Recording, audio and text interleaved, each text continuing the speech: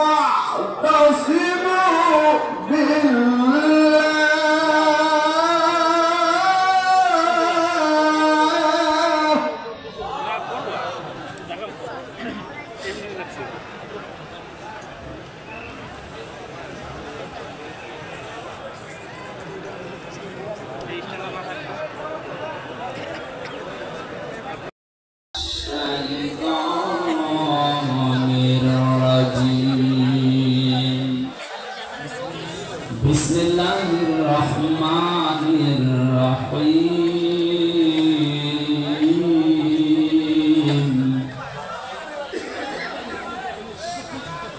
ولقد ذرأنا لجهنم كثيرا من الجن والإنس لهم قلوب لا يفقهون بها ولهم أعين لا يبصرون بها ولهم آذان لا يسمعون بها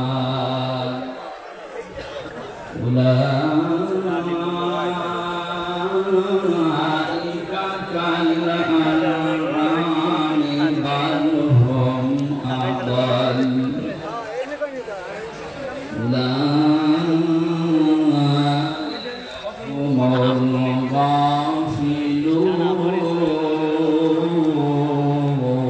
الغافلون صدقت يا ربنا. عن أبي هريرة رضي الله تعالى عنه قال قال النبي صلى الله عليه وسلم من قرأ القرآن فاستظهره فحل حلاله وحرم حرامه أدخله الله الجنة وشفعه في عشرة من أهل بيته كلهم قد وجبت له النار. رواه ابن ماجه. وما زادهم إلا إيمانا وتسليما. اللهم صل على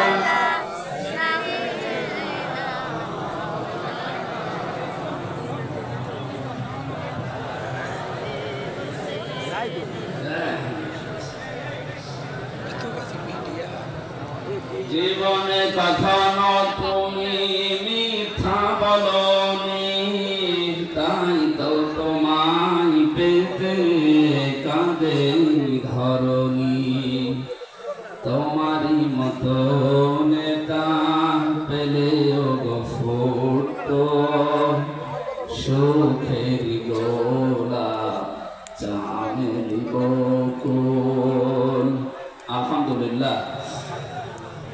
বাংলাদেশের ঐতিহ্যবাহী জেলা খুলনা শিরোমণি মাধ্যমিক বিদ্যালয় ময়দানে শিরোমণি হাফিজিয়া মাদ্রাসার উদ্যোগে 65তম 3 দিন ব্যাপী মহাবিশ্বের মহাবিশ্ব আমাদের মালিক আমাদের মনিব মহান রব্বুল ইজ্জাত ওয়াল জালালের মুখের পবিত্র বাণী কোরআনে কারীম। এই মহতী অনুষ্ঠানের সম্মানিত সভাপতি বাংলাদেশ জামাতি ইসলামী কেন্দ্রীয় কমিটির সেক্রেটারি জেনারেল শিরোমণি হাফিজিয়া মাদ্রাসার সম্মানিত সভাপতি বিশিষ্ট রাজনীতিবিদ সাবেক সংসদ সদস্য ইসলামিক চিন্তাবিদ শিক্ষাবিদ জনাব অধ্যাপক মিয়া গোলাম পরোয়া আতাল্লাহু উমরাহু ওয়া বারাকাল্লাহু ফি হায়াতি। বলেন আমিন। যে বাবা তাকে জন্ম দিয়েছেন তিনি কবরে আছেন, মরহুম মিয়া আব্দুল হামিদ। আল্লাহ রাব্বুল আলামিন তার কবরটাকে যেন জান্নাতুল ফেরদাউস বানিয়ে দেন। আমিন। এখনো পর্যন্ত তার মা জীবিত আছে, হায়াতে তাজ্জিবা সিহতে কুল্লিয়া কামনা করছি। বলেন আমিন। যে মাদ্রাসার উদ্যোগে আজকের এই অনুষ্ঠান, জন্মলগ্ন থেকে পর্যন্ত যারা এই মাদ্রাসার দায়িত্বে আছেন অনেকে কবরে আছে, বিশ্বনবী মুহাম্মদ রাসূলুল্লাহর ঘর মাদ্রাসা, এর দায়িত্বে যারা আছে নবীর সম্মানে আল্লাহ তাদেরকে যেন মাফ করে দেন। বিশ্বনবীর খাদেম এই পরিচয় নিয়ে হযরত ওমর বিশাল একটা ফায়দা তিনি নিয়েছিলেন। আমি তার জীবনীতে পড়েছি, তিনি সন্তানকে মাদ্রাসায় দিলেন। ওই সময় প্রধান বিচারপতির দায়িত্বে ছিলেন হযরত আলী রাদিয়াল্লাহু তাআলা আনহু। তিনি তার সন্তানটাকে দিলেন মাদ্রাসায়, হযরত হুসাইন। বারবার কলম ফেলে দিচ্ছে টেবিল থেকে আর বলছে আমাকে তুলে দাও, তুলে দাও। 3 বার তিনি তুলে দিলেন। চতুর্থবার বললেন দেখো বারবার কলম ফেলে দাও আর আমাকে তুলতে বলো, আমি কি তোমার খাদে, আমি কি তোমার চাকর? হযরত হুসাইন তিনি বললেন যে তুমি শুধু চাকর না, খাদেম না, তুমি এই খাদেমের বাচ্চা খাদেম। একটা প্রধান বিচারপতির ছেলেকে যদি বলা হয় যে তুমি খাদেম না, তোমার বাপও খাদেম, ওর মাথা তো এমনি খারাপ হয়ে যাওয়ার কথা। তিনি ওই সময় দেশের প্রেসিডেন্টের ছেলে, বাড়িতে গিয়ে বলছে আব্বা আমি আর মাদ্রাসায় যাব না। কেন? আমার ক্লাসে হুসাইন আমাকে গালি দিয়েছে এবং তোমাকেও গালি দিয়েছে, বলেছে নাকি আমি খাদেমের বাচ্চা খাদেম, তুমি যদি বিচার না করো আমিও মাদ্রাসায় আর পড়বো। তিনি বললেন ঠিক আছে, বিচার এখন না, জমার দিন করো, হাজারো মানুষ আসবে জমার দিন মসজিদে নববীতে। তিনি খুতবা দেওয়া বন্ধ করে বললেন হুসাইন এখানে আসো? বলছে হ্যাঁ, এই সামনে আসো। তুমি ক্লাসে সবার সামনে আমার ছেলেকে আব্দুল্লাহকে খাদেমের বাচ্চা খাদেম বলে গালি দিয়েছো, অপমান করেছো? বলছে হ্যাঁ। কেন বললেন? হযরত হুসাইন বললেন খলিফা বুকে হাত দিয়ে বলেন তো আপনি কি আমার নানার খাদেম ছিলেন না? হযরত ওমরের কথা বন্ধ হয়ে গেছে, চোখ দিয়ে দর দর করে পানি ঝরছে। ডাক দিয়ে বলে নবীর সাহাবীরা বিচার হয়ে গেছে। ছোট মানুষ আব্দুল্লাহ তো বোঝে না, ডাক দিয়ে বলে বাবা বিচার তো তুমি শুরুই করলি না, হয়ে গেল কি করে? হযরত ওমর বলে সন্তান যে বিচার করেছি এটা দুনিয়া না, মরণের পরের কাজে লাগবে। ও হুসাইন তুমি যে কথাটা বললে এটা কি লিখে দিতে পারবে? আমি একটু দলিল চাই। ছোট মানুষ তো আবেগে বলছে নিয়ে আসেন, খাতা কলম নিয়ে আসেন। কাগজ নিয়ে এসেছে, খেজুর পাতা, মানে লিখে দিলেন ওমর আমার নানার খাদেম ছিল, আমি দেখেছি, ইবনে হুসাইন ইবনে আলী, সই করে দিলাম। যা কাগজটা হাতে নিয়ে হযরত ওমর সুমা খেলেন, চোখে মুখে লাগিয়ে বললেন নবীর সাহাবীরা আমি যখন মারা যাব এই কাগজটা আমার কাফনের ভেতরে দিয়ে দিও। কিয়ামতে যদি আমার জীবনের কিছুই কবুল না হয়, আল্লাহ যখন আমাকে দাঁড় করাবে তার সামনে, জীবনে কিছুই যদি আল্লাহর ভালো না লাগে, শুধু কাগজটা তুলে আল্লাহকে দেখাবো, রব্বুল আলামিন দেখো তোমার নবীর নাতি লিখে দিয়েছে আমি নবীর খাদেম ছিলাম, এই ওসিলা হলে তুমি আমাকে মাফ করে দাও। জান্নাতের গ্যারান্টি জীবিত অবস্থায় পেয়েছিলেন, তারপরও এই চিন্তা ছিল তার। নবীর এই ঘরের দায়িত্ব 65 বছর যারা পালন করছে, অনেকে কবরে আছে, ওরাও হযরতে ওমরের মতো একটা কিছু নিয়ে আল্লাহর সামনে দাঁড়াতে পারবে। এখন তিনি সভাপতির দায়িত্বে আছে, আল্লাহ যেন হযরতে ওমরের মতো তাকে এই ব্যবস্থা কিয়ামতে করে দেয়। বলেন বলেন আমিন। এতক্ষণ যারা আলোচনা রাখলেন আপনাদের জেলার সন্তান মাওলানা আবুল বাশার জিহাদি দামাত বারকাতুহুল আলিয়া, আমার সফর সঙ্গে হয়ে সারা দেশে আমার সাথে থাকে বিভিন্ন মাহফিলে মাওলানা হুসাইন আহমেদ মাহফুজ চুয়াডাঙ্গা, মাওলানা রবিউল ইসলাম আপনাদের খুলনার সন্তান এখানে আছেন, অনেক আলেম বসে আছে স্টেজে, আমি অনেকের নামও জানি না। আলেমদের হায়াতে তাজ্জবা সিহাতে কুল্লিয়া কামনা করছি। ওয়ারাফা'না লাকা যিকরা, বলেন আমিন। গত 2 দিন এখানে যারা কথা বলেছিলেন বাংলাদেশের প্রথিতযশা আলেমে দিন, তারা বিশেষ করে ডক্টর আবুল কালাম আজাদ বাশার ভাই, এবং গতকাল কথা বলেছেন মাওলানা মনিরুজ্জামান। আল্লাহ আলেমদের কথাগুলো বাস্তবে প্র্যাকটিক্যাল লাইফে আমল করার তৌফিক দান করেন। সামনে বসা মুসলমান ভাইরা, পর্দার আড়ালের সম্মানিতা মা এবং বোনেরা, প্রশাসনের ভাইরা, আমি আসার সময় যে গ্যাদারিং দেখলাম, মানুষ যে কি কষ্ট পাচ্ছে, আমরা এই জন্য বেশি সময় আপনাদেরকে কষ্ট দেব না। তাফসীর আকারে কিছু কথা বলার চেষ্টা চালাবো। আমার তাওফীক ইল্লা বিল্লাহ। যে আল্লাহ আমাদেরকে দয়া করে এখানে নিয়ে আসলে এটা আমাদের কৃতিত্ব না, আল্লাহ নিজের দয়া। সাবেক এমপি সাহেবকে এমপি বানাতে কমপক্ষে 3.5 থেকে 4 লক্ষ মানুষ লেগেছে, রায় লেগেছে, ভোট লেগেছে। কথা বলতে এনারা নির্বাচিত করেছিলেন ওনাকে, উনি নির্বাচিত এমপি ছিলেন। আল্লাহ এই শব্দটা কোরআনে কারিমে সূরা তেলাওয়াত করলেন। আমার আগে যে কারি সাহেব উনি পড়ছিলেন, আমি ওই সময় মনে মনে ভাবছিলাম আল্লাহ আমাদেরকে আজকে নির্বাচিত করেছে। আল্লাহ পাক বলেন হুয়া জাতাবাকুম, তিনি আল্লাহ তোমাদেরকে নির্বাচিত করেন।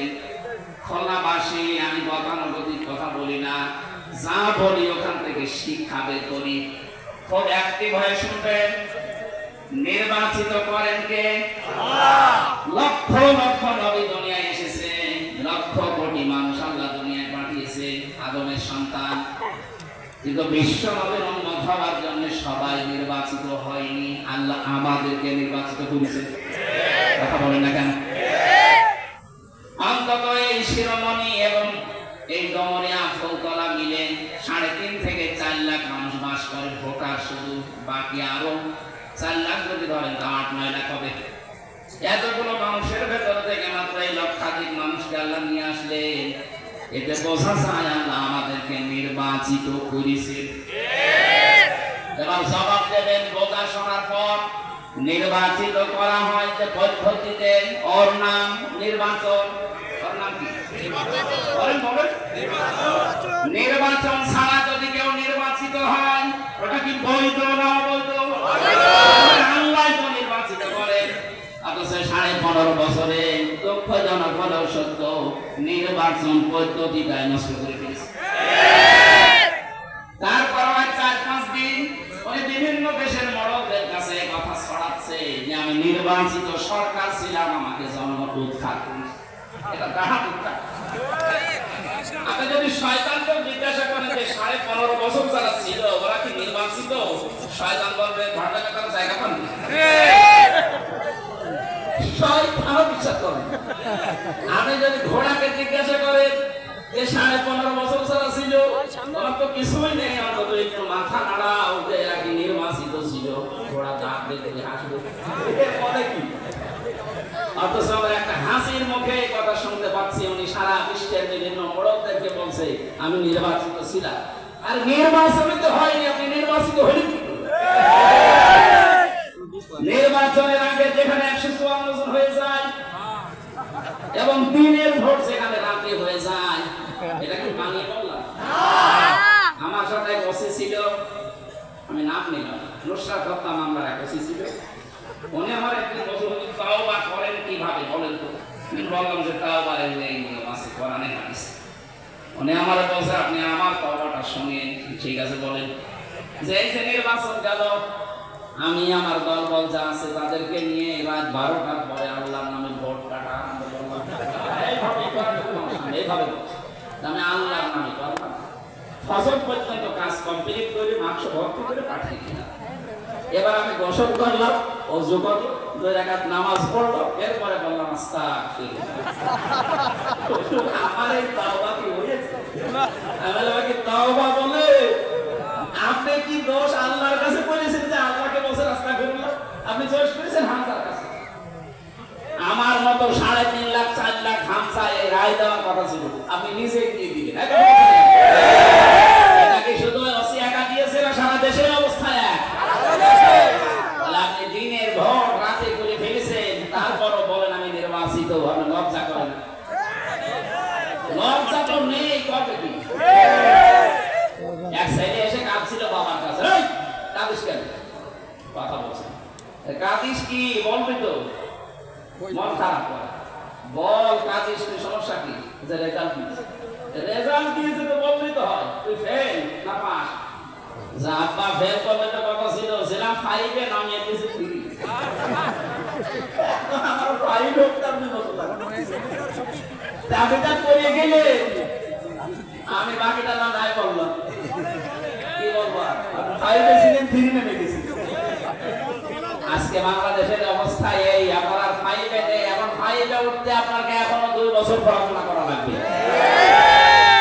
সুতরাং নির্বাচনের এই ব্যবস্থা যারা ধ্বংস করে দিয়েছেন, নষ্ট করে ফেলেছেন, আমরা অন্তর্বর্তীকালীন সরকার যারা আছে আহ্বান জানাই দেশের জনগণ, বেশি সময় না নিয়ে খুব তাড়াতাড়ি অল্প সময়ের ভেতরে একটা সম্মানজনক সময় নিয়ে একটা নির্বাচনের মাধ্যমে নির্বাচিত সরকারের হাতে দেশটা তুলে দিন। তাহলে যে ষড়যন্ত্রগুলো চলছে এগুলো অটোমেটিক বন্ধ হয়ে যাবে। যদি এভাবেই থাকে ওরা নতুন নতুন ইস্যু তৈরি করে আবার এই দেশটাকে ঘোলাটি করবে, আমরা এই ঘোলা পানিতে আর মাছ শিকার করতে দেবো না ইনশাআল্লাহ। সুতরাং নির্বাচিত হয়ে আমরা এখানে বসে আছি, আল্লাহর নির্বাচিত। কার? মাইয়ারিদিল্লাহু খায়রা ইউফাক্কিহু ফিদ্দীন। আল্লাহ যার কল্যাণ কামনা করেন তাকে দ্বীনের জ্ঞান দান করেন। এখানে এসেছে আজকে দ্বীনের কিছু পাওয়ার জন্য না। সুতরাং দল মত নির্বিশেষে এটা শুধু যারা জামাত ইসলাম করে, যারা সারমনায় পীরের মুরিদ, যারা হেফাজত ইসলাম তাদের অনুষ্ঠান না, এটা মানুষ পদবাচ্যে যারা বিবেচিত তাদের অনুষ্ঠান। সব ধরনের মানুষ এখানে আছে, কথা বলে না কেন? কোরআনে কারিমে আল্লাহ তাই দিয়েছেন, হাযা বায়ানুল লিন্নাস, এটা মানুষের জন্য বর্ণনা। কোন মানুষ? এই যে লিন্নাস, এখানে আলেম আছে যারা, তাদেরকে বলছি লাম শব্দটা আরবি গ্রামার অনুযায়ী 19টা অর্থে ব্যবহার হয়, আর বালাগাত মান থেকে ব্যবহার হয় 13টা অর্থে। এখানে 9 নাম্বার অর্থ আছে বালাগাত মান থেকে। আমি পড়েছিলাম আলেমে থাকতে, আমি দেখেছি লাম ব্যবহার করা হয় জীবিত মানুষদের জন্য। কাদের জন্য? এই কোরআন শরীফ আল্লাহ বর্ণনা করার জন্য, বক্তব্য দেওয়ার জন্য দিয়েছেন জীবিত মানুষদের সামনে। কাদের সামনে? দুঃখজনক হলো সত্য, 15.5 বছরে আমরা জীবিত মানুষদেরকে কোরআন শোনাতে খুলনায় পারিনি। বলেন যে কেন এইগুলো অনুষ্ঠান হতো না? আমাদের কানে কানে এমন কথা বলা হতো যে মানুষ মরে গেছে, এরকম কথা বলে। এই খুলনায় বহুবার আমি কুষ্টিয়া থেকে আসার চেষ্টা চালিয়েছি, আপনারা আসতে দেননি। যারা দেননি কোরআনে কারিমের এই অনুষ্ঠানগুলোতে বাধা দিয়েছেন, আপনি বিশ্বাস করতে পারেন আপনি কাফির। সূরা হামিম সাজদার 26 নম্বর আয়াত। 1500 বছর আগে আবু সেহেল সিদ্ধান্ত নিয়েছিল যে লা তাসমাউ লিহাযাল কোরআন, সব চলতে দাও, কোরআনের আলোচনা যেন মুহাম্মদ না করে। শুধু না করে এতটুকু আবু জেহেল সেমেছিল না, আল্লাহু ফি, সেখানে অনুষ্ঠান করবেন কোরআনে কারিমের সেইটাই বন্ধ করা লাগবে। ঢোল ঢোকি তবলা বাজিয়ে বিভিন্ন হট্টগোল তৈরি করে দরকার হয় 44 ধারা জারি করে হবে। এখন যদি বলেন আল্লাহু ফিহি, এর ভেতরে 144 ধারা কোন জায়গায় আছে? আপনি ফি জিলালি কোরআন পড়েন, ওখানে বাংলায় না, এই যে অঙ্কে লেখা আছে 144 ধারা। যিনি তাফসীর করেছেন ওখানে বাংলা যিনি অনুবাদ করেছেন ওইটা দিয়েছে। সুতরাং দুনিয়াতে যারা কোরআনের অনুষ্ঠানগুলো বন্ধ করার চেষ্টা করে তাদের উদ্দেশ্য এই লাআল্লাকুম তাগলিবুন, আশা করা যায় তারা বিজয়ী থাকবে, গালিব থাকবে। 1500 বছর আগে আবু জেহেল খুব ভালো করে জানতো আমি যে চেয়ারে বসে আছি এই চেয়ার অবৈধ চেয়ার। অবৈধ চেয়ারের মায়া নড়বড়ে হয়। ও ভালোভাবে জানতো মুহাম্মদ যেটা বলতে চায় এইভাবে যদি মানুষ বসে, এটা আমার চেয়ারের মায়া থাকার কথা না। আমার মনে হয় এই 15.5 বছরে যারা দায়িত্বে ছিল এরাও বুঝেছিল হামজা যেটা বলতে চায় এটা মানুষ বুঝলে আমার চেয়ার থাকবে না। এই জন্য কত বড় বড় বুজুর্গ নিয়ে আসতো, জাতীয় মসজিদের ইমাম আসতো, বাধা নেই। তাহলে ভয় আসে, বাধা নেই। একজন মারা গেছে তোফাজ্জল হোসেন ভৈরবী ভাই, উনি আসতো, বাধা নেই। আমি হামজা যেন না আসে। কেন? ওরা এসে আপনার বাবার কথা বলবে। বলেন এই যে বাংলাদেশের নাম করা একটা শিল্পপতি যারা শোনেননি, ওনাদের খবি ঢাকা, ওনারা বাবার নামে একটা অনুষ্ঠান করতে লেজের ডাঙ্গা 3 বার মাহফিল দিয়েছিল, 1 বার শুধু উঠতে দিয়েছে, 2 বার আমার ফেরত দিয়েছে। সম্মানিত ভাইরা, যারা এই বোঝার চিন্তায় আছে তাহলে আপনি কেন নিজেকে কাফের পরিচয় দিতে লজ্জা বোধ করেন? তো কাফের। আল্লাহ বলেন কোরআন যারা বাধা দেয় এরা কাফের। এরা কি? কাফের। 2 নম্বরে কোরআন শুনতে আসে, বিশ্বাসও করে, কিন্তু যখন তাকে না এই কাজ কারবার আমার সাথে মেলে না, তখন আস্তে করে পেছন দিক থেকে কেটে পড়ে। আল্লাহ বলেন এগুলো মুনাফিক। সূরা নিসা 5 নম্বর পারা 7 নম্বর পৃষ্ঠার 1ম নম্বর লাইনের 61 নম্বর আয়াতে আছে এই তথ্যগুলো। যারা কোরআন শুনতে আসে, বিশ্বাসও করে, কিছুক্ষণ পরে যখন তার প্র্যাকটিক্যাল লাইফে মেনে না তখন চলে যায়, এগুলো মুনাফিক। দেখেন কোনটা হবে? প্রসাব পায়খানা আর বিড়ি খাওয়ার জন্য গেলে যাবে, কারণ জেলাতে বিড়ি হয়। এটা বাদ দিয়ে ভালো লাগছে না এই বলে যদি কেউ চলে যায়, ও কি বলেন বলেন? আমার মনে হয় অন্তত এই তিনটা কারণ ছাড়া আর কেউ যাবে না। 3 নম্বরে কোরআন শুনতে আসে যারা, তারা মুমিন। তারা কি? সূরা আনফালের 2 নম্বর আয়াতে আল্লাহ তাদের পক্ষে এমন একটা সুন্দর কথা জানিয়েছেন, আপনি একটু মিলাবেন। আজকে জন্মের পর থেকে আপনি শুনেছেন না, ওভাবে আধুনিক ভাবে শুনেন। ইন্নামাল মুমিনুনা আল্লাযীনা ইযা যুকিরাল্লাহু ওয়াজিলাত কুলুবুহুম ওয়া ইযা তুলিয়াত আলাইহিম আয়াতুহু যাদাতুহুম ঈমানা ওয়া আলা রাব্বিহিম ইয়াতাওয়াক্কালুন। বলেন আল্লাহু আকবার। আল্লাহ পাক বলেন আমার দৃষ্টিতে, কার দৃষ্টি? আরো জোরে বলেন। আপনি নিজের সাথে এবার মিলাবেন। খুলনা বিভাগের মানুষেরা আমরা নিজেদেরকে সবচেয়ে বেশি ভালোবাসি অন্যান্য বিভাগের চাইতে, কারণ এই বিভাগে আমার জন্ম।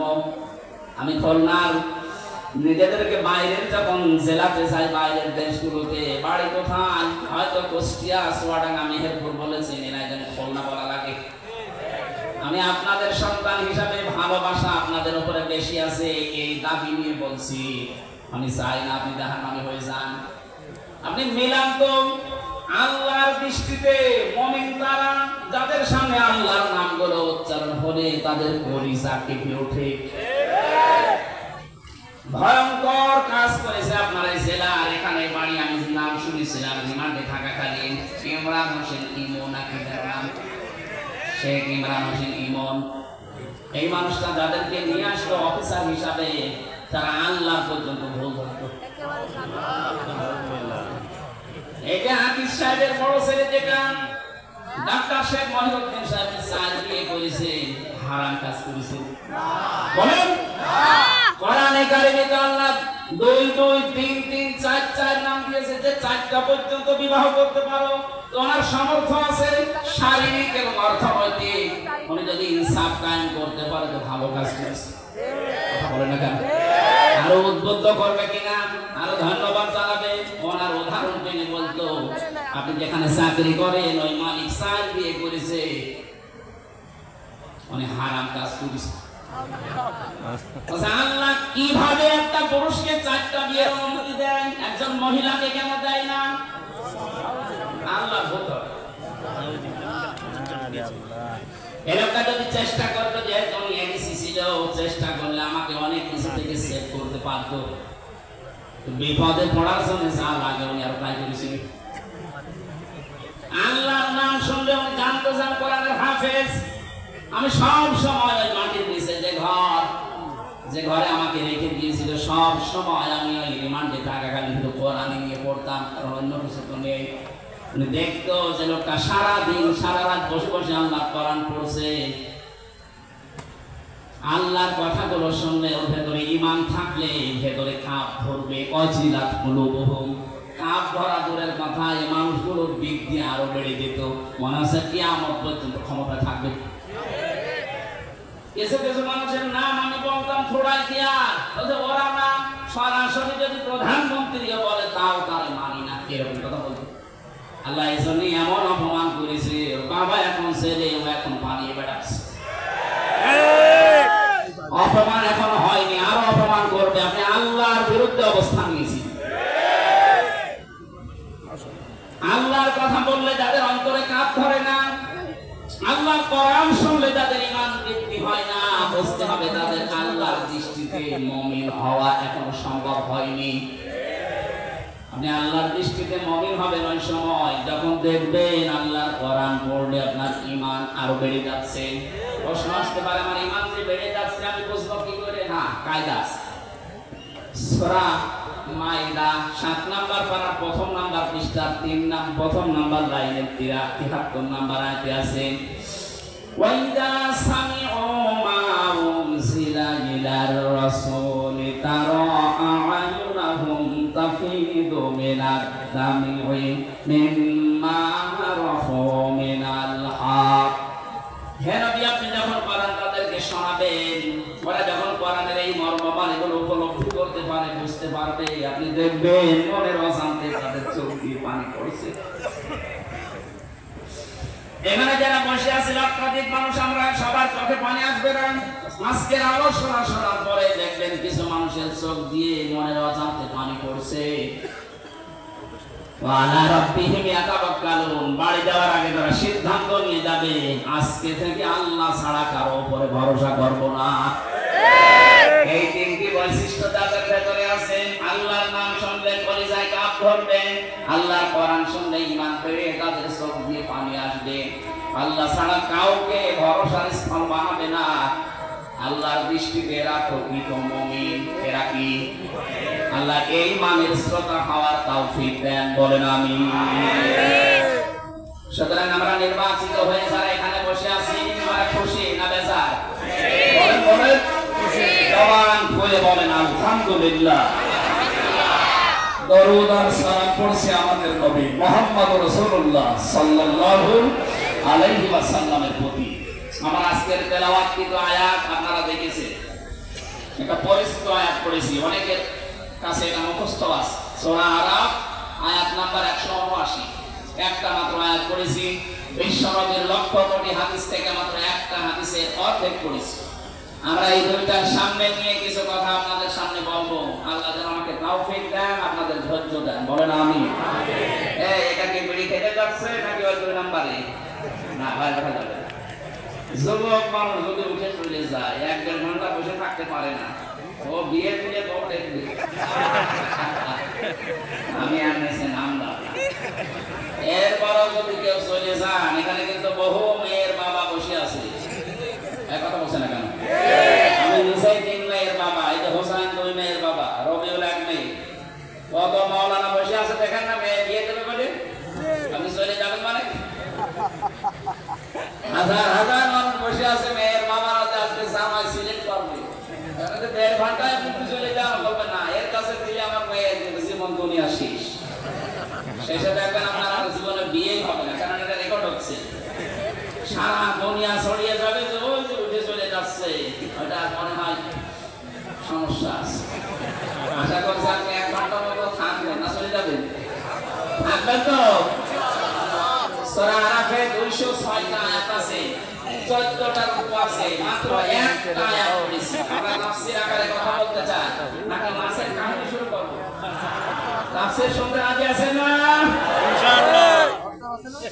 আরাফ এই শব্দের শাব্দিক অর্থ পরিচিত হওয়া। আরাফ মানে কি? এই সূরায় 206টা আয়াত আছে বললাম, এর 46 নম্বর আয়াতের মাঝের অংশে আপনি দেখবেন এই আয়াতটা আছে, আল্লাহ নিজে ব্যবহার করেছে, ওয়া বাইনাহুমা হিজাব ওয়া আলাল আ'রাফ। এই যে আরাফ শব্দটা এখান থেকে এর নামকরণ। এটা তাফসীরে ইবনে কাসির থেকে বলছে, মুফাসসির লিখেছেন ওয়া বাইনাহুমা হিজাব। এই আয়াতটা আল্লাহ কেন নাযিল করলেন জানেন? নবীজি ব্যাখ্যায় বলছিলেন, কিয়ামতের দিন আল্লাহ বিশাল একটা প্রাচীর বানাবেন জান্নাত জাহান্নামের মাঝে। কিছু মানুষ ওখানে দাঁড় করিয়ে দেবেন, এদেরকে আল্লাহ জাহান্নামে দেবে না, জান্নাতে দেবে না। সাহাবী প্রশ্ন করলেন হযরত আবু সাদ রাদিয়াল্লাহু তাআলা আনহু, হে নবী, এরা জান্নাতে যাবে না, তার কারণ কি? বিশ্বনবী জানিয়েছেন এরা জান্নাতে যাবে না এই কারণে মানুষগুলো সব কাজ দুনিয়ায় ভালো ছিল, শুধু মা বাবার সাথে খারাপ আচরণ করত। এরকম আল্লাহর ওলি এখানে বসে নেই। এই কথা বলেন, আপনার পায়ে ধরে বলছি, আপনি এখনই সুতরাং এখনই থামেন। তামাম দুনিয়া ভর্তি নেকি নিয়ে আপনি হাসিল হবেন কিয়ামতে, কিন্তু মা বাবার মনে যদি বৈধ কোনো কারণে কষ্ট দিয়ে থাকে, আপনি লিখে নিতে পারেন, জান্নাত পাবেন না। নবীজি জানিয়েছেন, হোমা জান্নাতুকা হোমা নারুকা, মা বাপ তোর জান্নাত, মা বাপ তোর জাহান্নাম। সুতরাং আমাদের আমল যদি কাজ যদি এরকম কারো থেকে থাকে, সে যেন এক্ষুনি পাল্টে যায়। কথা বলে না কেন? আর আমি যতদূর লেখাপড়া করেছি, আমি বাস্তবতা যতটুকু দেখছি, আমার বয়স অল্প আপনাদের চাইতে, আমার এখন 33 বছর, কিন্তু বাস্তব অভিজ্ঞতা আপনাদের অনেকের চাইতে আমার বেশি আছে। আমার মতো ঘোরা ঘুরে আমার মুরব্বী জীবনে পড়েনি। আমি যত জায়গায় গেছি বাংলাদেশ সহ বিশ্বের মুরব্বী এত বছর বয়স মনে হয় কোথায় নামও শোনেনি। আমরা রাতের বেলা চলাফেরা করা মানুষ, রাতের বেলা আমরা দেখি তিনটা জিনিস দেখি, দেখা যায় রাস্তায় একটা বক্তা, একটা কুত্তা আর একটা পুলিশ। এখন পুলিশ একটু কম পাওয়া যাচ্ছে, কিন্তু বক্তা কুত্তা পাওয়া যাচ্ছে রাস্তায়। রাত যত বেশি হয় রাস্তায় পাওয়া যায় হয় কুকুর আর বক্তা। কথা বলছে না, পুলিশের নাম বললে আবার রাগ করে, হুজুর আপনি কুকুরের সাথে তুলনা দিলেন। আরে ভাই সে নামে তো আমিও আছি, আমি বক্তার নাম বলিনি। রাতের বেলা তো দেখা এদের সাথেই হয়, তাছাড়া অন্য কেউ তো আর রাত জেগে থাকে না, তারা তো ঘুমিয়ে থাকে। এটা বাস্তব অভিজ্ঞতায় আমি বলছি, এই দেশের বহু সংসারে আজ সন্তান জাহান্নামী হয়ে আরাফ নামক প্রাচীরে দাঁড় করা অবস্থায় থাকবে এই দেশে তার বউর কারণে। অধিকাংশ বউগুলো তার আচরণের কারণে সন্তান বাধ্য হয় মা বাবার সাথে খারাপ ব্যবহার করতে।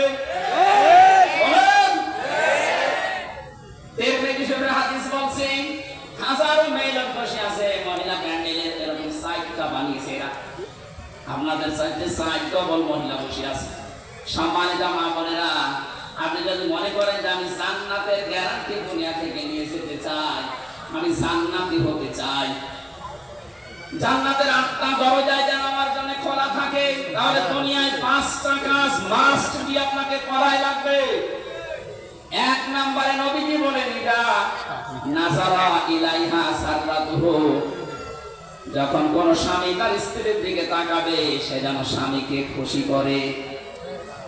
নবীজির এই হাদিস আজ বাংলাদেশের 100টা জেলায় 98টা মহিলা মানে না। কথা বলে না, সারাদিনের পরিশ্রান্ত শরীর নিয়ে বাড়িতে আসবে। আল্লাহর কোরআনের ঘোষণা ছিল আমিন আয়াতিহি আন খালাকালাকুম মিন আজওয়াজিকুম লিতাসকুনু ইলাইহা ওয়া জাআলা বাইনাকুম মাওয়াদ্দাতাও ওয়া রাহমা ইন্না ফী যালিকা লাআয়াতিন লিকাওমিন ইয়াতাফাক্কারুন। সূরা রুমের 21 নম্বর আয়াতে আছে, এটা 21 নম্বর পারার 5 নম্বর পৃষ্ঠার 7 নম্বর লাইনে পাবেন। তাফসীরে ফি জিলালিল কোরআনে আছে, রব্বুল আলামিন বলেন আমার সব নিদর্শন দুনিয়াতে আছে, যাদের অন্যতম নিদর্শন আমি তোমাদের থেকে তোমাদের জোড়া বানিয়েছি স্ত্রীদেরকে, যেন তোমরা শান্তি স্বস্তি এবং নিরাপত্তা সেখানে খুঁজে পাও। তো বাস্তবে আমরা হাজারো স্বামী আর স্ত্রীর কাছে এই রেসপন্স, এই সম্মান এগুলো না পাওয়ার কারণে বাধ্য হয়ে কোন জায়গায় লাইন করি। করোনার মানুষ তো বদনাম করে ভাবো দেখছি। সম্মানিত মা বোনেরা, আপনার স্বামী এখানে বসে আছে, এই ক্যামেরার দিকে মারো তো, যেটা ঠিক করলো দেখেন স্ত্রী কি বলে। আজকে আমরা ভাত বন্ধ হয়ে যাবে, আমার দিকে ঘোরানো আছে, আমরা কয়েকটা ঝামেলায় আছি, আপনাদের অসুবিধা নেই না। যখন বলে ফেলেছেন মুখ ফুটে, আমার মনে হয় এরকম কিছু হচ্ছে। স্ত্রীর পক্ষ থেকে এই রেসপন্স, এই আগ্রহ, এই ভালোবাসা, মায়া মহব্বত না পাওয়ার কারণে পরকীয়া প্রেম দিন দিন বেড়ে যাচ্ছে। এজন্য স্বামী যখন বাইরে থেকে আসবে, আপনি যদি জান্নাতি মহিলা হতে চান, প্রথম নম্বরে আপনার কাজ হবে তাকে আনন্দ দেওয়া। সাররাতুহু ইদা নাজারা ইলাইহা সাররাতুহু, তাকে আনন্দ দেওয়া। সে সেভাবে সাজগোজ করে হোক, কথাবার্তা দিয়ে হোক, আবেগ অনুভূতি দিয়ে হোক, দরকার হয় কাঁদুকুটু দেবে। স্বামীকে যদি কাঁদুকুটু দেওয়া লাগে, তাও তাহলে আমাদের অন্তর আসে। 2 নম্বরে ইদা গাবা আনহা হাফিজাতুহু, যখন আপনার স্বামী বাইরে থাকবে ওই সময়টা নিজের শরীর, নিজের সম্ভ্রম, ইজ্জত আপনি হেফাজত করে রাখবেন। দুঃখজনক হলো সত্য যে এখন বিভিন্ন নেতারা ধরা পড়ছে, এদের নাকি রাতের বেলা ঘুম পাড়ানোর জন্য আলাদা মানুষ লাগতো। বলেন নাউজুবিল্লাহ। যারা এসেদেরকে ঘুম পাড়াতো এরা কারো না কারো বোন। কথা বলে না কেন? আমি নাম ধরি না সহজে, যা দেখতে পাচ্ছি বাধ্য হওয়া লাগছে এদের চরিত্রের বর্ণনা দিতে। একটা মানুষের চরিত্র বলে নবীজি 3 প্রকার মানুষকে সবচাইতে বেশি লানত দিয়েছেন। তার 1 নম্বরে যারা পুরো জেনাখোর, আরে 15.5 বছরে আমার মনে হয় বুড়ো জেনা বেড়ে গিয়েছিল। 75, 80, 85 বছর বয়স, শরীর চলে না, বাকিটা বললাম না। কথা বলে না হচ্ছে না? তারা সম্মানিত মানুষের জন্য তাদের নাম নিলাম না। কি চরিত্র আপনার! চেহারা দেখলে কাকের মতো মনে হয়, অথচ মুখের সেনা, হাতের সেনা, কলমের সেনা, বাকি সেনা আমি নাই বললাম। এগুলো সব এখন বের হচ্ছে, কথা বলেন না কেন? যারা আপনাকে ঘুম পাড়িয়ে রাত 12টা, রাত 2টায় বাড়িয়েছে, এরা কারো না কারো বউ বলেন না কেন? এরা কোনদিন জান্নাত পাবে না। এরা গবা আনহা হাফিজাতুহু, স্বামী যখন থাকবে না নিজেকে আপনি পরিশুদ্ধ করে রাখবেন, এটা জান্নাতি মহিলাদের নিদর্শন।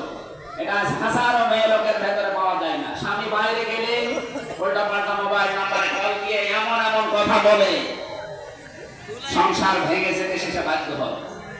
কথা বলে না কেন? 3 নম্বরে বিশ্ব নবী জানিয়েছেন ওয়াতুইনু আলা দীনি সাওজাতিহা, তোমার স্বামী যখন বাইরে দিনের কাজ করবে, এই মহিলা নেককার হলে তাকে সাহায্য করবে। আমার মনে হয় যতটুকু আমি দেখেছি, একামতে দিন যারা এদেশে কায়েম করতে চায় তাদের স্ত্রীগুলো অন্তত এটাকে মেনে চলছে। আর বাকি যেই বলেন, সে পীর হোক আর ফির হোক আর আলেম হোক, অধিকাংশ যারা একামতে দিনের এই কনসেপ্টটা নিজের ভেতরে আনতে পারে না, তাদের পরিবারে 100% অশান্তি। আপনি খোঁজ খবর নিয়ে দেখবেন, আমি যতটুকু পেয়েছি এটা বললাম। সম্মানিত মা বোন যারা এসেছেন, আপনার স্বামী যদি মানব কল্যাণমূলক কোনো কাজে থাকে, যদি দিনের কাজ করে, দিন প্রচারে, দিন প্রসারে, দিন কায়েমে, সে কাজে থাকবে, আপনি তাকে খাদিজার মতো সাহায্য করবেন। কিয়ামতের ময়দানে খাদিজাতুল কুবরাকে যেমন জান্নাতের দরজাগুলো ডাকতে থাকবেন, আপনাকে না নিয়ে যাবে না। তার জীবনী পড়লাম গভীর রজনীতে, হযরতে খাদিজাতুল কুবরা রাদিয়াল্লাহু তাআলা আনহা দরজার সাথে হেলান দিয়ে ঘুমিয়ে আছেন। মুহাম্মদ রাসূলুল্লাহ আসলেন, একটা মাত্র ডাক দিয়েছেন, খাদিজা। দরজা খুলে গেছে।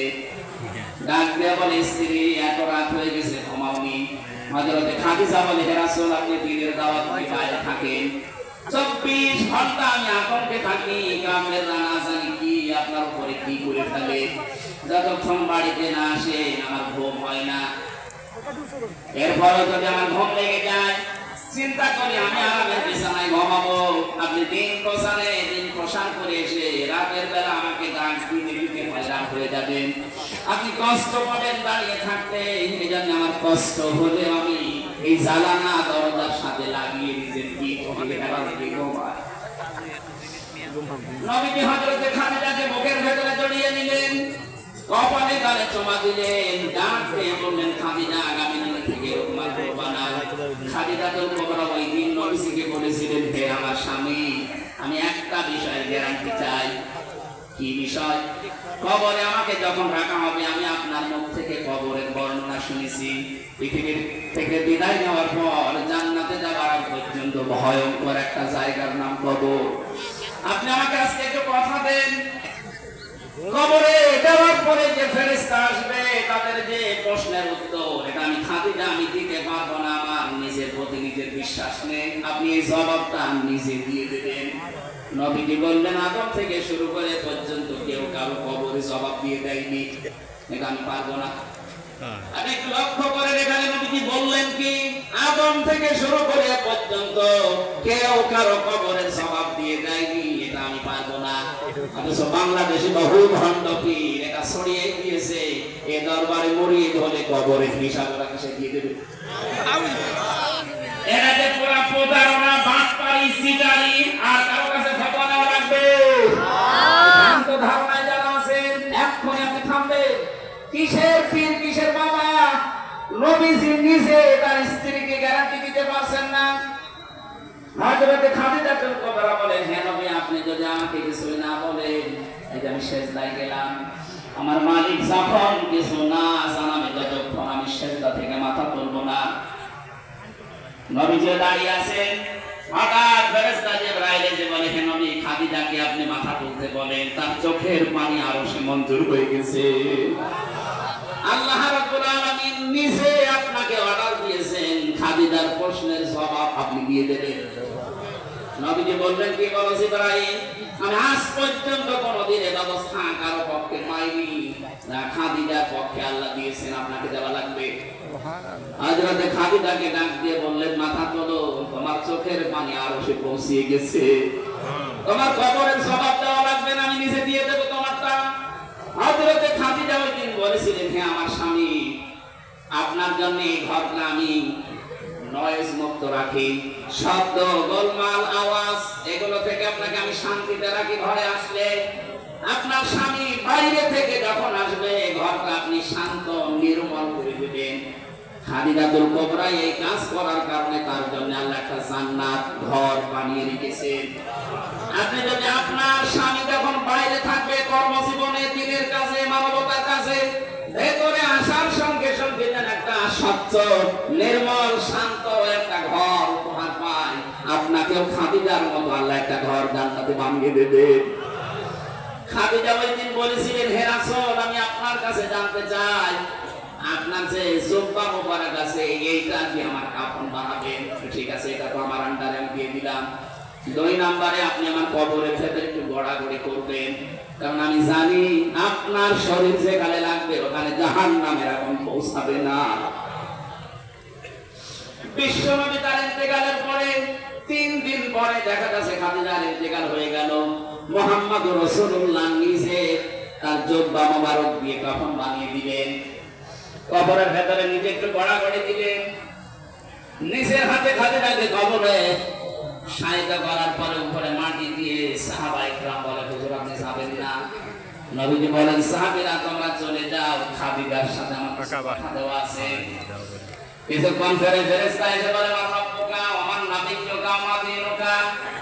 ওপর থেকে মুহাম্মদুর রাসূলুল্লাহ ডাক দিয়ে বলছে, ফেরেশতারা থামো, খাদিজাকে প্রশ্ন করার দরকার নেই। খাদিজার আল্লাহ আমার ওই আল্লাহ, খাদিজার ধর্ম আমার ওই ধর্ম, আর খাদিজার নবী আমি নবী, নিজেই বলছি মুহাম্মদুর রাসূলুল্লাহ সাল্লাল্লাহু আলাইহি ওয়াসাল্লাম। খুলনাবাসী, আমি আগেই বলেছি আমার বিভাগ বাংলাদেশের 8টা বিভাগের চাইতে বিভাগের মানুষকে এমনিতে একটু মানুষ হিসাবে ভালোবাসি বেশি। এই বিভাগের নারী পুরুষ আমার কাছে সবচেয়ে বেশি আপন। বড় আশা নিয়ে, বড় ভরসা নিয়ে বলছি, আমি দেখতে পাচ্ছি জাহান্নামী হয়ে যাচ্ছে। তিন নম্বরে নবীজি বললেন, ওই মহিলাকে আল্লাহ জান্নাতে পৌঁছিয়ে দেবে যে মহিলা তার স্বামীকে দ্বীনের পথে চলার জন্য, দ্বীন কায়েমের জন্য সাহায্য করে, উৎসাহ দেয়। অথচ এরকম মহিলা এখন পাওয়া যাচ্ছে না। কথা বলে ঠিক কিনা?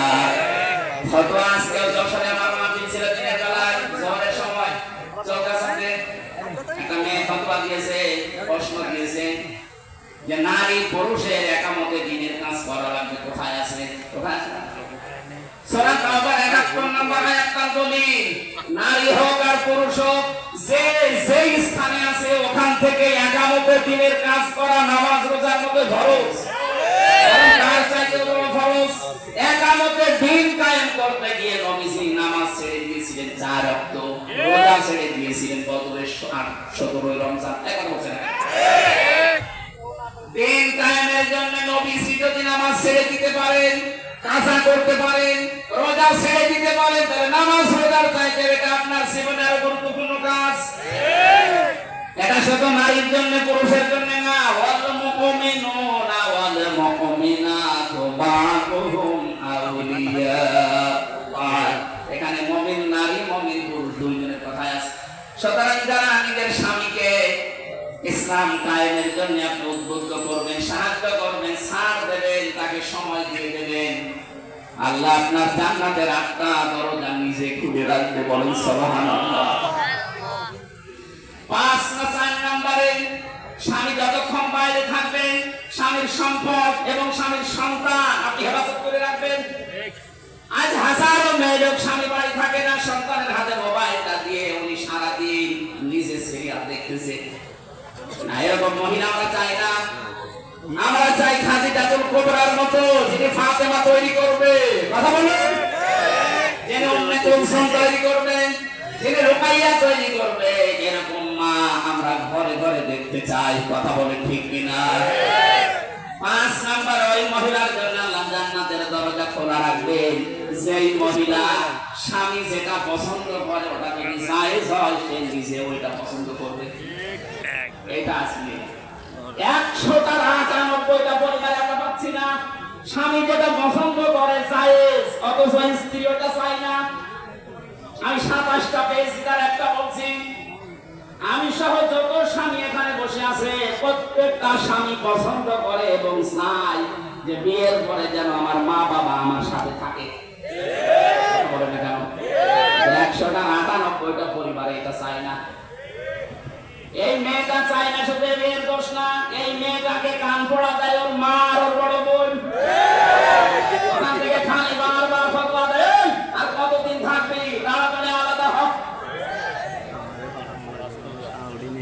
সমাজ মা বলে না, আপনার মা আপনার বড় বোন যদি আপনাকে জান্নাতে যাওয়ার প্রতিবন্ধকতা সৃষ্টি করে, এরকম মা আর বাবার কথা মানা। বলে এটা আরাফ নামক যে রাসূলের উপরে আপনি দাঁড়িয়ে আছেন, এই হাদিসের ব্যাখ্যা বলতে গিয়ে আমি হাদিসটা নিয়ে আসলাম। বিশ্ব নবী জানিয়েছেন তাদেরকে আল্লাহ জান্নাতে দিচ্ছে না কারণ তারা মা বাবার হক আদায় করেনি। দ্বিতীয় নম্বর, নবীজি বললেন ওদেরকে জাহান্নামে আল্লাহ দেবে না। সাহাবী প্রশ্ন করলেন হযরত আবু যর গফারী রাদিয়াল্লাহু তাআলা আনহু, হে নবী এদেরকে জান্নাতে দিচ্ছে না বুঝলাম, জাহান্নামে দেবে কেন? বিশ্বনবী বলেন এই মানুষগুলো দুনিয়া আর চাই করুক, একামতের দিনকে কায়েম করার জন্য সর্বাত্মক চেষ্টা চালিয়েছে, এই কারণে আল্লাহ তাদেরকে জাহান্নামে দেবে না। এটা যদি খুলনা না সারা পৃথিবীতে ছড়িয়ে যাচ্ছে, কত সাংবাদিক দেখছেন না। সবাইকে উদ্দেশ্য করে আমি ঘোষণা দিতে চাই, সূরা সফের 10 নম্বর আয়াতের দলিল, হাল আদুল্লুকুম আলা তিজারাতিন তুনজিকুম মিন আযাবিন আলীম। তোমাদেরকে এমন একটা ব্যবসার কথা বলবো যেটা করলে জাহান্নামের আগুনে যাওয়া লাগবে না। তুমিনুনা বিল্লাহি ওয়া রাসূলিহি ওয়া তুজাহিদুনা ফি সাবিলিল্লাহ বিআমওয়ালিহিম ওয়া আনফুসিহিম যালিকুম খায়রুল লাকুম ইন কুনতুম তা'লামুন। আল্লাহর প্রতি ঈমান আনার পরে রাসূলের প্রতি ঈমান আনার পরে দুইটাকে সামনে নিয়ে তাদের বিধান জমিনে কায়েম করার জন্য জান আর মাল দিয়ে যারা জিহাদ করবে তাদেরকে আল্লাহ জাহান্নামে দেবে না। সুতরাং এই পৃথিবীতে যারা দিন কায়েমের জন্য চেষ্টা চালান, অন্যান্য যদি কোনো গুনাহ হয়ে থাকে আল্লাহ আপনাকে জাহান্নামে দেবে না, গ্যারান্টি দিতে পারি। জাহান্নামে যাবেন না, কিন্তু জান্নাতে যেতেও পারছেন না মা বাবার হক আদায় না করার কারণে। কথা বলেন না কেন? হাদিসের শেষে আমি আর পাইনি যে নবীজি আর জান্নাতে তারা যাবে কোথায়। খুলনাবাসী জান্নাতেও যেতে পারছেন না মা বাবার হক আদায় না করার কারণে, জাহান্নাম আল্লাহ দেখছেন না একামতের দিনের দায়িত্ব পালন করার কারণে। যদি আরাফ নামক রাসূলের উপরে দাঁড়িয়ে থাকা লাগে কি হবে বলেন তো? ওইরকম জীবন আমরা চাই? বলেন বলেন। এই আরাফ নামক সূরা থেকে একটা মাত্র আয়াত পড়েছি, 206টা আয়াত এখানে আছে, 179 নম্বর আয়াত। আমার আজকের আলোচনার বিষয় বিবেক। কি বললাম? আরো জোরে। বিবেককে যদি সত্যি কেউ কাছে লাগাতে পারে জীবন সে রাস্তা হারাবে না, সে রাস্তা পাবে। আজকে আমরা অনেকে রাস্তা হারিয়ে ফেলেছি বিবেককে কাজে না লাগার কারণে। দেখেন তো আল্লাহ কি জানিয়েছেন, ওয়ালাকাদ তারানা লিল জাহান্নামা কাসীরাম মিনাল জিন্নি ওয়াল ইনস। আল্লাহ কথা শুরু করার আগে তাকিদ দিচ্ছেন। আল্লাহ পাক বলেন ওয়ালাকাদ, অবশ্যই, দারানা আমি বানিয়েছি, তৈরি করেছি, জাহান্নামা জাহান্নামের জন্য কাসীরাম মিনাল জিন্নি ওয়াল ইনস, অধিকাংশ মানুষ আর জিন জাহান্নামে যাবে এই জন্য বানিয়েছি। প্রশ্ন আসতে পারে তাহলে আমাদের দোষ কি? যেখানে আল্লাহ কাসির দিলেন কলিল না দিয়ে, আবার কাসির না দিয়ে কাসির র একেবারে টান আছে। কলিল মানে অল্প, কলিল না মানে একেবারে অল্প, কাসির মানে অল্প, কাসির কাসির মানে বেশি, কাসির র মানে অনেক বেশি। কত বেশি আমাদের মেধা ধরবে না। আল্লাহ বলেন এত মানুষ আর জিন জাহান্নামে দেব। আমরা যে প্রশ্নই করে ফেলেছি আল্লাহ, তাহলে আমাদের দোষ কি? আল্লাহ বলেন দোষ আছে। তিনটি ইন্দ্রিয় শক্তি যাদের আছে, এই তিনটা যারা কাজে লাগাবে না, এই মানুষগুলো মাস্ট বি জাহান্নামে যাবে। আর অন্যান্য কারণ আছে অন্যায়তে, এই আয়াতে তিনটা পেয়েছি। খুলনাবাসী এখন থেকে আপনি মিলাবেন আপনার ভেতরে এই তিনটা গুণ আছে কিনা। যদি থেকে থাকে এখনই তাওবা করে ভালো হওয়ার নিয়ত করা লাগবে। রাজি আছেন কিনা? হ্যাঁ রাজি আছেন? কারা কারা দেখি লিল্লাহি তাকবীর, লিল্লাহি তাকবীর, আল্লাহু আকবার, লিল্লাহি তাকবীর, আল্লাহু আকবার। আলহামদুলিল্লাহ। ভাই আমরা তিনটা কারণ বলছি, দেখেন আমার ভেতরে যদি থাকে আমি এখনই পরিবর্তন হওয়ার সিদ্ধান্ত নিব। এক নম্বরে লাহুম কুলুবুন লা ইয়াফকাহুনা বিহা, তাদের কলব আছে কিন্তু চিন্তা নেই, উপলব্ধি শক্তি নেই। তাদের যে হৃদয় আল্লাহ দিয়েছেন, এই মানুষগুলো চিন্তা ভাবনা করে তার হৃদয় দিয়ে। তাদের বিবেক আল্লাহ দিয়েছেন, বিবেকটা কাজে লাগায় না। আমি যে প্রথমে বললাম মানুষ যদি বিবেক কাজে লাগাতে পারে সে কোনোদিন রাস্তা হারিয়ে ফেলবে না। আজ এই সাথী রাস্তা হারিয়ে ফেলেছে শুধু বিবেকটা কাজে না লাগার কারণে। 2006 সালে এই পৃথিবীর ইতিহাস যারা পাল্টিয়ে দিয়েছে, আকাশে অক্টোবরে এই দৃশ্য দেখার পরে তাম পৃথিবী হতভম্ব হয়ে গেল। এরপরও আমাদের বিবেকটা কাজে লাগলো না। আপনি চিন্তা করতে পারেন একটা জীবিত মানুষকে পিটিয়ে হত্যা করার পরে তার লাশের উপর একটা মানুষ ড্যান্স দেয়, আর তারা এখন মানবতা বলি রাখছে। 7 সালে আমি তখন ম্যাট্রিক পরীক্ষা দেই, আসছিলাম সিরাজগঞ্জ থেকে। রাস্তার মাঝে দেখলাম একটা মরা কুকুর পড়ে আছে। ড্রাইভার গাড়ি চালিয়ে না বাম দিয়ে ঢুকিয়ে দিল। গাড়ি একটু ঝাঁকি দিয়েছে, ডাক দিয়ে বললাম ড্রাইভার সাহেব আপনি কি করলেন? এখন তো উল্টিয়েছে তো গাড়ি। ড্রাইভার আমার বলছে দেখেন একটা মরা কুকুর পড়ে আছে, আমি ডবল করে আমার চাকা চালাবো, আমার বিবেক নেই। আমি ওনারে সেই বলেছি আরে ভাই এটা তো মরা কুকুর, এ মানলে কি আর না মানলে কি? ড্রাইভার আমার দিকে আবার ঘুরে বলছে হুজুর আপনি কি আসলে হুজুর নাকি বেশ করেছেন? আপনি দেখছেন একটা মরা কুকুর পড়ে আছে, আমি ডবল করে গাড়ি চাকা চালাবো, আমার বিবেক নেই। বলে ভাই আপনার নাম কি? বলছে সুব্রত। তার মানে আমি হিন্দু মানুষ। নাম কি বলেন বলেন? এখানে পরে খাবার দিয়ে দিন বলেছিলাম আপনি একটা হিন্দু, আপনার ইমান নেই কিন্তু বিবেক আছে। বিবেক থাকার কারণে একটা নিকৃষ্ট সিট পড়ে আছে মরা, তারপর আপনি ডবল করে মারেন না। অথচ পৃথিবীর আশরাফুল মাখলুকাত আমার জসিম ভাইকে কিছু মানুষ পিটিয়ে মারার পরে ড্যান্স দিয়েছিল। এদেরকে মানুষ আপনি বলতে পারেন? কথা বলেন না কেন? বিবেক কোথায় গেল? আমি আর সাবেক এমপি সাহেবকে জেলখানায় ছিলাম, ওখানে যে রাইটার এই শেষে পেয়েছিলাম, রাইটার যাকে ওই যে খুলনাতে বাড়ি আপনাদের 18 মাইলের দিকে, পাইপ গাছের দিকে 18 মাইল আছে না, ওখানে বাড়ি শাওন। এই যে বিশ্বজিৎ হত্যার মামলার আসামি, ওর ফাঁসি ছিল, এখন যাবজ্জীবন 30 বছর জেল খাটা লাগবে। মাঝে মাঝে নাম লিখতে আসতো, গণনা করার সময় বলতাম যে ভাই আপনি গ্যাস করবেন কি করে? দেখেন আমার বিবেক ওই সময় কাজ করেনি। এই হিন্দু বেটা আমার বারবার বলেছিল যে ভাই আমি মুসলমান না, আমি শিবির কি জানি না, আমি ফুল হাতা না। কথা বুঝলেন? আমি ফুল হাতা হাফ হাতা না, তারপরও আমি ছাড়ি নাই। গরু যেভাবে কোপ দেয়, ছাগল যেভাবে কোপ দেয়, মানুষ আমি ওইভাবে কোপ দিয়েছি। আপনার বিবেক মরে গেছে।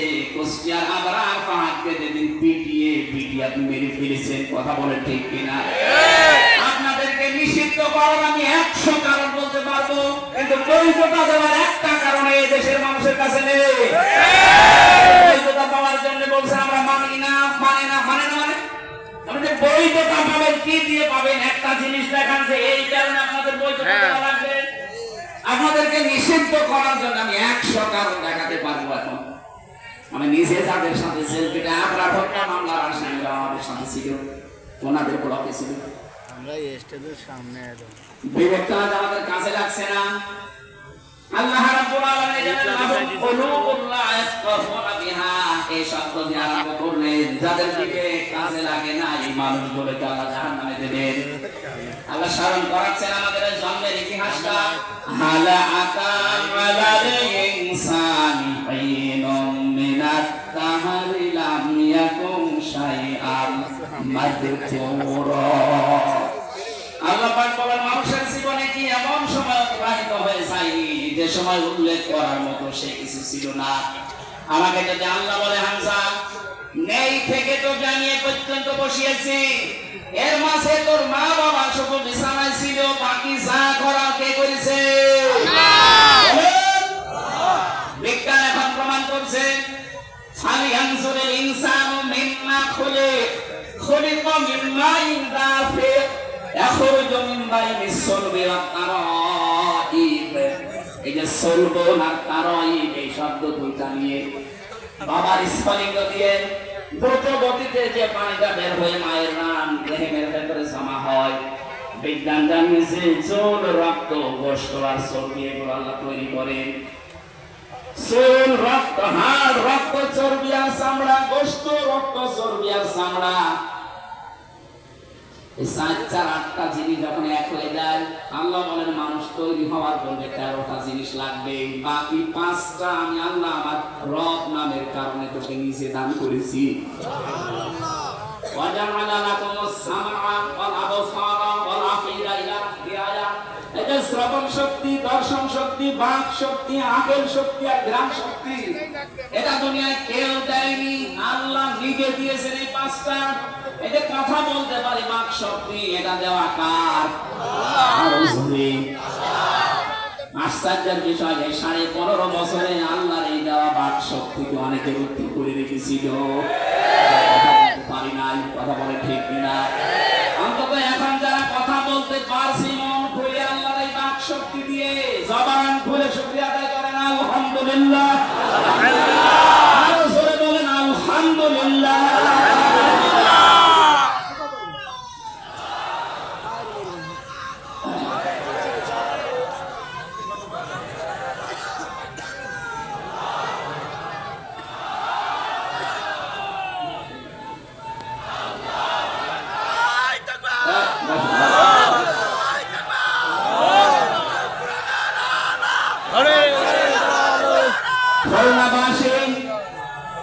আমার আয়াত থেকে প্রথম এই যে একটা করে আমি যারা এখানে 12টা পয়েন্ট বের করেছি, যারা এখানে কলম কাজে লাগাবে না তাদের এই বিবেক বুদ্ধি এটা যারা কাজে লাগাচ্ছেন না কি ছিলেন আপনি কোথায় আসলেন? আমার এই 33 বছর বয়স, 34 বছর আগে হামজা নামে আমার এই জায়গায় দুনিয়ায় কেউ ছিল না, কথা বলেন ঠিক কিনা? দয়া করে আল্লাহ পাক আমাকে এই জায়গা পর্যন্ত নিয়ে এসেছেন। আমার বিবেকটাকে একবারও কাজে লাগছে না, জান কোথায় ছিলাম আর কোথায় গেলাম। যে মানুষগুলো জাহান্নামে যাবে এই মানুষগুলো বিবেক কাজে না লাগার কারণে জাহান্নামের দরজা যখন ফেরেশতা তার মালিক দাঁড়িয়ে আছে, হাত্তা ইযা জাউহা ফুতিহাত আবওয়াবুহা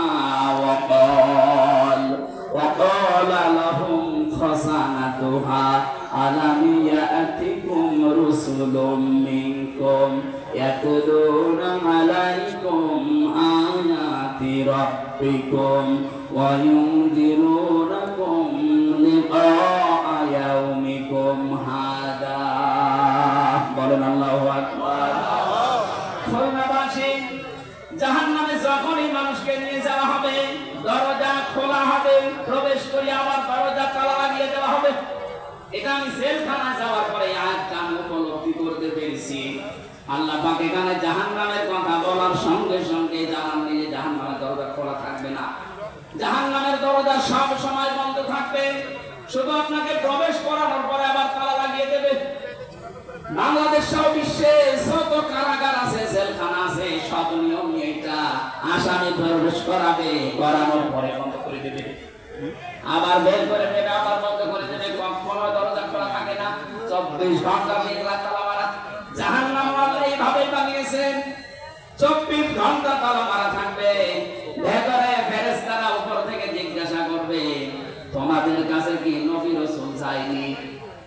খুলনার মানুষেরা হয়তো ওই সময় বলতে পারে না ১,৫০০ বছর আগে নবী রাসূল পার হয়ে গেছে, আমি নবী রাসূল পাবো কোথায়?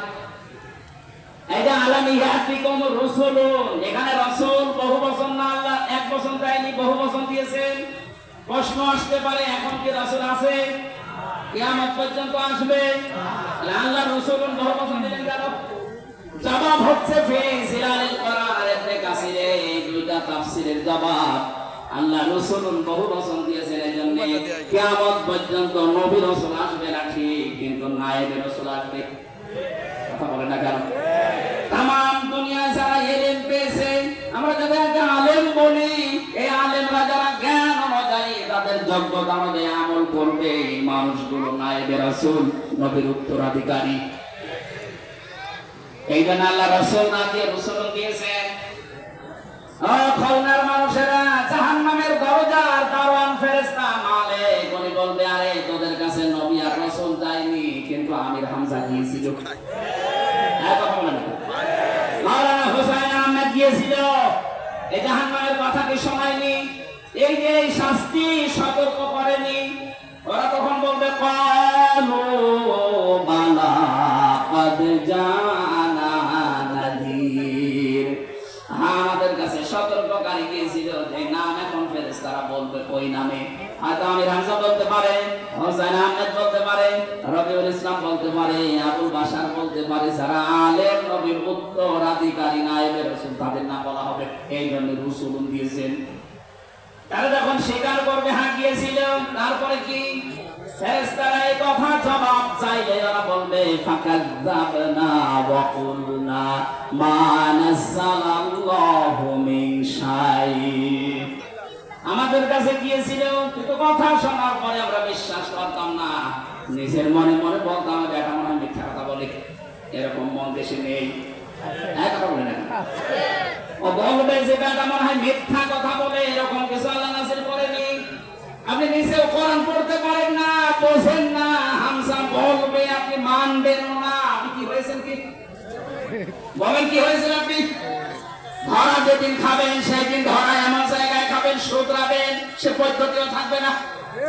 এখন আফসোস করে বলবে ওয়াকালু লাউ কুননা নাসমাউ আও নাকিলু মা কুননা ফি আসহাবিস সাঈর। ওই সময় যদি তাদের কথাগুলো শুনতাম আর বিবেক দিয়ে যদি উপলব্ধি করতাম, যদি মেনে নিতাম, তাহলে সাঈর নামক জাহান্নামের দরজা দিয়ে আজকে আমাদেরকে আশা লাগতো না। ফাতারফু বিযাববিহিম, তাদের নিজেদের অপরাধ তারা স্বীকার করবে। ফাসুফাল লিআসহাবিস সাঈর, জাহান্নামের সাঈর যেটা তার অধিবাসী তাদেরকে আল্লাহ বানিয়ে দেবে। জোরে বলেন নাউযুবিল্লাহ। খুলনাবাসী আমাদের বিবেক আছে, বিবেক যেন আমাদের কাছে লাগে আজকে থেকেই। হামজা তার বাবার কথা বানিয়ে বলছে না, আপনাদেরকে বাঁচার জন্য আয়াতের পারা, পৃষ্ঠা, লাইন, রুকু, সূরার নাম, তাফসীরের নাম সব বলে দিয়েছি। এরপরেও যদি কারো বিবেক কাছে না লাগে, আমার মনে হয় ওর বিবেকের উপরে কুকুরে পোষা করেছে। তারপরও বলছে ঠিক, আশা করছে বিবেকটা কাছে লাগাবেন। বিবেক যদি সত্যি আপনার কাছে লাগে, আপনি রাস্তা পেয়ে যাবেন। কিন্তু যে মানুষগুলো জুলুম করতে করতে মানুষের বিরুদ্ধে অপপ্রচার করে মানুষকে দুনিয়ায় অপরাধী বানানোর জন্য যারা চেষ্টা চালিয়েছে, এদের বিবেকে আল্লাহ নিয়ে ফেলেন। সূরা আনফালের 23 নম্বর আয়াতে আল্লাহ জবাব দিয়েছেন, ওয়ালাউ আলিমাল্লাহু ফীহিম খায়রান লাআসমাআহুম ওয়ালাউ আসমাআহুম লাতাওয়াল্লাউ ওয়া হুম মু'রিদুন। ওই মানুষগুলো তো শুনবে না, আপনি যতই তাদেরকে শোনানোর চেষ্টা করেন ওই মানুষগুলো শুনবে না। না শোনার পেছনে কারণে ওদের শোনার মতো যে মন, এইটা আল্লাহ নষ্ট করে দিয়েছে ওদের অপরাধের কারণে। এখানে ফেরাউন যখন ডুবে যাচ্ছিল ওই সময় কিন্তু শেষ কথা বলছিল এটা, আন্নাহু লা ইলাহা ইল্লাল্লাযী আমানাত বিহি বানু ইসরাঈল। ও বলেছিলাম ঈমান আনলাম ওই আল্লাহর উপরে, যে আল্লাহর উপরে ঈমান এনেছে বনি ইসরাইল সম্প্রদায়। আমি তো মুসলমান। আল্লাহ বলেছেন আল্লাহ, এখন তাফসীরে আমি হাক্কানিতে পড়েছি, জবাব দিয়েছেন মুফাসসিরিন ইকরাম, ওকে আল্লাহ পাক জিবরাইলকে কেন বললেন মুখের উপরে কাঁটা বানিয়ে দাও?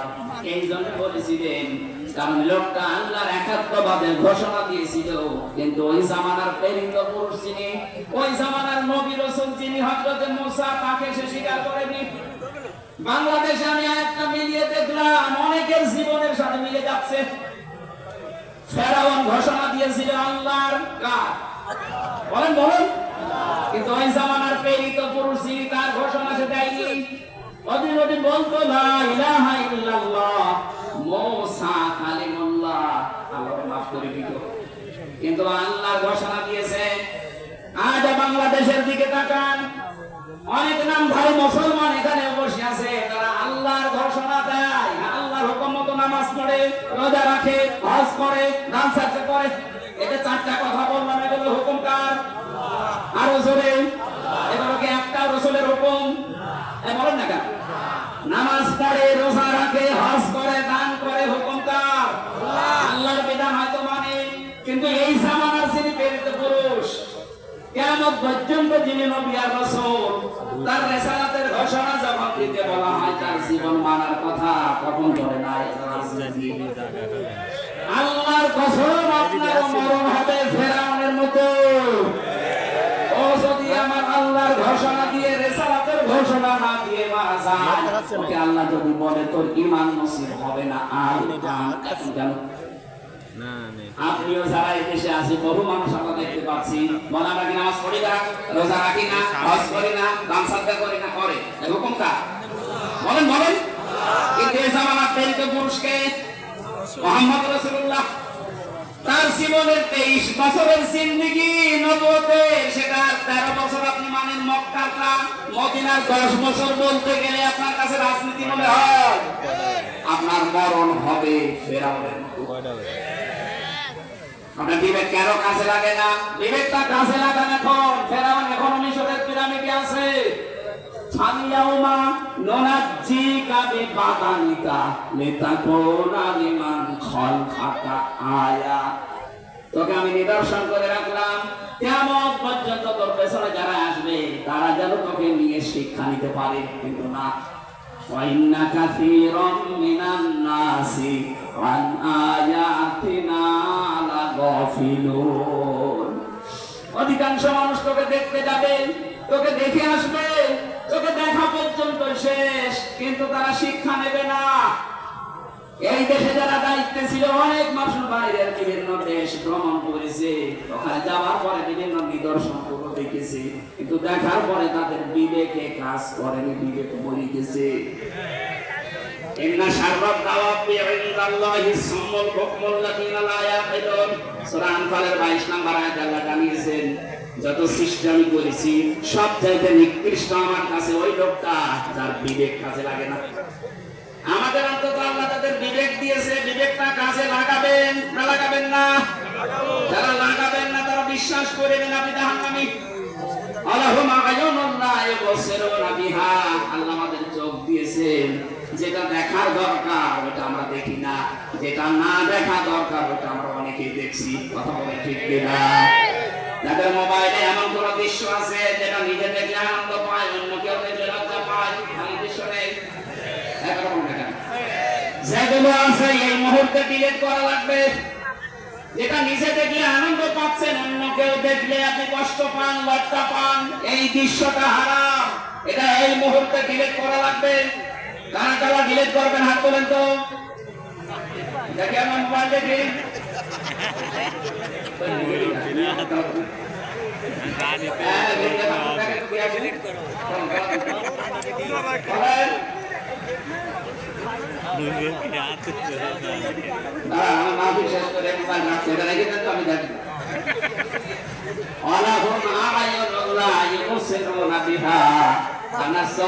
কিন্তু আপনি না দেখার ভান করেছিলেন। 28 অক্টোবর আপনি দেখতেছেন, তারপরেও দলীয় লোক কিছু বলেননি। কথা বলেন এখন, আজকে ওর 100 ভাগের 1 ভাগ কিছু হলে আপনি চিল্লিয়ে ওঠেন কেন? ওই সময় আপনার বিবেক মরে গেছে, ওই সময় আপনার চোখ ছিল না। আল্লাহুম্মা জানুল্লাহ ইসমাউনা বিহা। ওদের কান আছে কিন্তু ওরা শোনেনি। দুনিয়ার সব কিছু শুনতো, আমার কোরআনের কথা শুনতো না। কথা বলে ঠিক কিনা? কত কিছু রেডিওর পর্দায় শুনতেন, টেলিভিশনে শুনতেন, পত্রিকায় শুনতেন, শোনার পরও বলতেন না। তাহলে বিভিন্ন রকমের মিথ্যা ট্যাগ দিয়ে আপনি সব চেপে যেতেন। আপনার বিবেকটা, এই কানটা, চোখটা কি করেছিলেন? এই তিনটি ইন্দ্রিয় শক্তি যারা কাজে লাগায় না, উলাইকা কাল আনআম, আল্লাহ বলেন হলো মানুষ না, চতুষ্পদ জানোয়ার, বালহুম আদল, তার চাইতে নিকৃষ্ট। বলেন নাউজুবিল্লাহ। উলাইকা হুমুল গাফিলুন, তারা গাফিল। আল্লাহ এই আয়াতটা বাস্তব জীবনে আমরা যেন সেট করতে পারি সেই তৌফিক দাও। বলেন আমিন। আবু হুরায়রা রাদিয়াল্লাহু তাআলা আনহু থেকে বর্ণিত হাদিস পড়েছিলাম, মান কোরআন কোরআনা, যে ব্যক্তি কোরআন পড়ে। আর এই উদ্দেশ্য নিয়ে 65 বছর আগে মাদ্রাসা কায়েম করা। কথা বলেন ঠিক কিনা?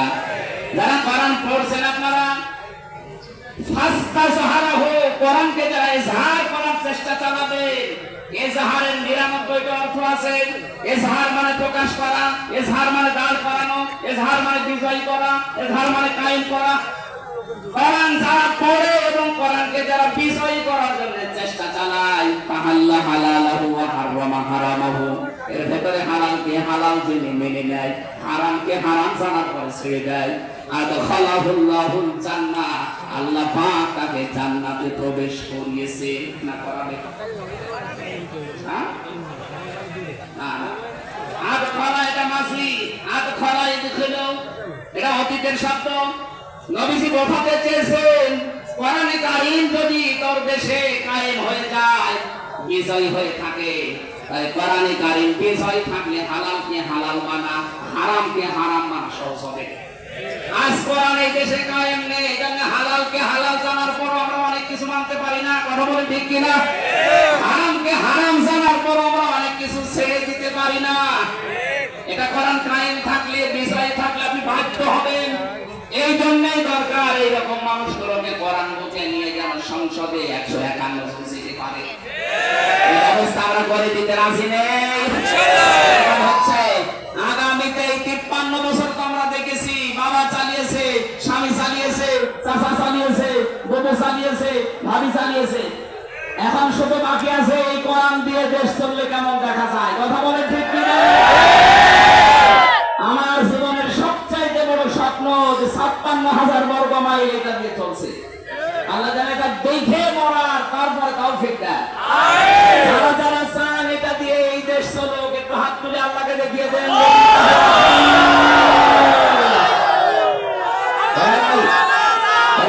যদি আমাদের এই দেশের 18 কোটি মানুষের কাছে নাও পৌঁছায়, আরো সে পৌঁছে গেছে ইনশাআল্লাহ। আল্লাহ এর উদ্দেশ্য নিয়ে আমাদের দেখে আমাদের মাফ করে দেন। আল্লাহুম্মা আমিন। لا إله إلا أنت سبحانك إني كنت من الظالمين لا حول ولا قوة إلا بالله العلي العظيم এই মোনাজাতটা বসে করেন, মোনাজাত বসে করেন মুসাফির মানুষ। রব্বানা যালামনা আনফুসানা ওয়া ইন দান করো। আল্লাহ তাআলা যেটা হযরত ওমরের মতো হবে, হযরত আবু বকরের মতো হবে, হযরত খালিদ ইবনে ওয়ালিদের মতো হবে। 3 বছর আমি জেলখানায়, আমি অসুস্থ হয়ে পড়েছি। আল্লাহ স্বাভাবিক হচ্ছে না শরীরটা, তোমার কাছে আমি ভিক্ষা চাই। আমার কণ্ঠ, আমার শরীর, আমার এলেমকে তুমি আগের অবস্থায় আবার ফিরিয়ে দাও।